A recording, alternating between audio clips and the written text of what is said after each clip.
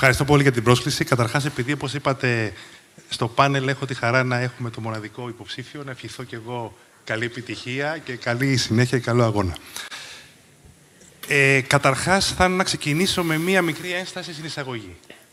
Προσωπικά δεν μου αρέσει η λέξη αντιπαράθεση. Πράγματι, το θέμα είναι πολλωμένο, αλλά κακώς είναι πολλωμένο. Γι' αυτό, γενικώς, όταν έχουμε τη δυνατότητα να μιλάμε ψύχραιμα, θα πρέπει λίγο να απομυθοποιούμε τις καταστάσεις. Για να απαντήσω λοιπόν στις ερωτήσεις. Η δική μας ανάγνωση μετά από 30 χρόνια που παιδεύομαι αυτόν τον κλάδο είναι ότι τα αιωλικά πάρκα αντιμετωπίζουν αυτή τη στιγμή πράγματι αυτό που ονομάζεται αντίδραση. Αυτό όμως δεν είναι ένα χαρακτηριστικό της αιωλικής ενέργειας ή των αιωλικών πάρκων. Οποτεδήποτε γίνεται μια παραγωγική επένδυση, τουλάχιστον στο δυτικό κόσμο, στις δημοκρατίες δηλαδή, αντιμετωπίζει κάποιο είδους αντιρρήσεις από μικρότερες έως μεγαλύτερες αντιδράσεις. Αυτή την περίοδο, μετά από 30 χρόνια περίπου ανάπτυξης και προσπαθειών και του επιστημονικού κόσμου και των επιχειρήσεων και του κλάδου των επαγγελματιών, υπάρχει πράγματι μια κρίσιμη μάζα όριμων αιωλικών πάρκων που υλοποιούνται.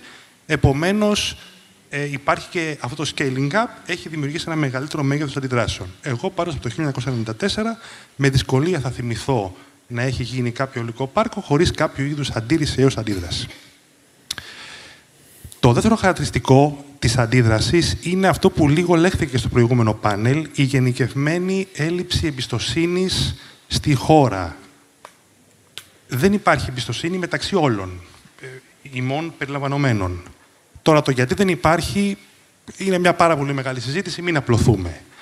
Παρ' όλα αυτά αυτό είναι κρίσιμο στην δική μας τουλάχιστον ανάγνωση και συνδέεται κιόλας αυτή η έλλειψη εμπιστοσύνης που τροφοδοτεί τις αντιδράσεις με την ευρεία διάδοση fake news και τα οποία έχουν ανταπόκριση ακριβώς λόγω της έλλειψης εμπιστοσύνης. Το πιο χαρακτηριστικό fake news και το πιο, επειδή μπαίνουμε και στο καλοκαίρι, είναι αυτή η ιστορία με τις φωτιές και τις πυρκαγιές. Μπαίνουν φωτιές για να μπουν ανεμογεννήτριες, όπου μπει πυρκαγιά θα βγει ανεμογεννήτρια. Προσπαθούμε, τουλάχιστον μια δεκαετία τώρα, να αντιστρέψουμε αυτό το fake news. Και με νομικά επιχειρήματα. Ευτυχώς πριν 2 χρόνια υπήρξαν έγκριτες φωνές και από τη ΜΚΟ και από τον πανεπιστημιακό χώρο και από το δικαστικό χώρο που δημοσιεύσανε αρκετά και σε έγκριτο τύπο και στο Βήμα και στις καθημερινή αναλύσεις που εξηγούσαν γιατί αυτό είναι fake news.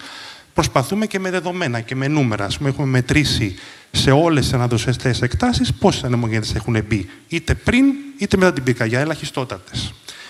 Παρ' όλα αυτά, το γεγονός ότι αυτά τα fake news επικρατούν δείχνει αυτή την έλλειψη εμπιστοσύνης.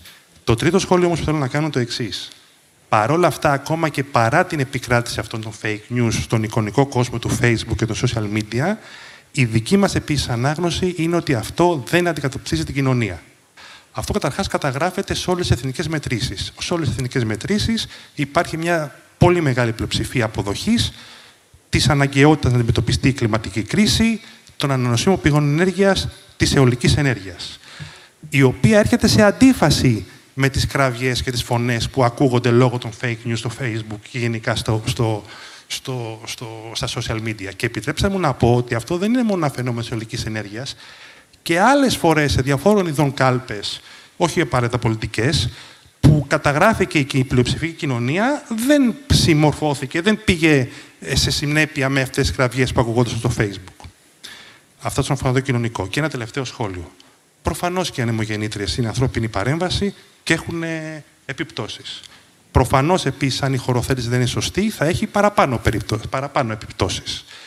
Προφανώς όμως επίσης και όλες οι μελέτες, και έχω τουλάχιστον υπόψη μου 2 εκτενέστατες διεθνείς μελέτες, μία πρόσφατη τον Ιανουάριο του 2024 και μία του 2018, δείχνουν ότι η αιωλική ενέργεια στη μελέτη του 2024, που ακάλυψε περίπου 90 χώρες σε 3 υπήρους, το 2% των θανατώσεων των αρπακτικών οφείλεται στις ανεμογεννήτριες. Αντιθέτως, το 58% των θανατώσεων του γήπα οφείλεται σε παράνομες δραστηριότητες, στη λαθροχειρία και στα δηλητηριασμένα διλήμματα. Και εδώ είναι ακόμα ένα θέμα πολιτικό, αν μου επιτρέπετε.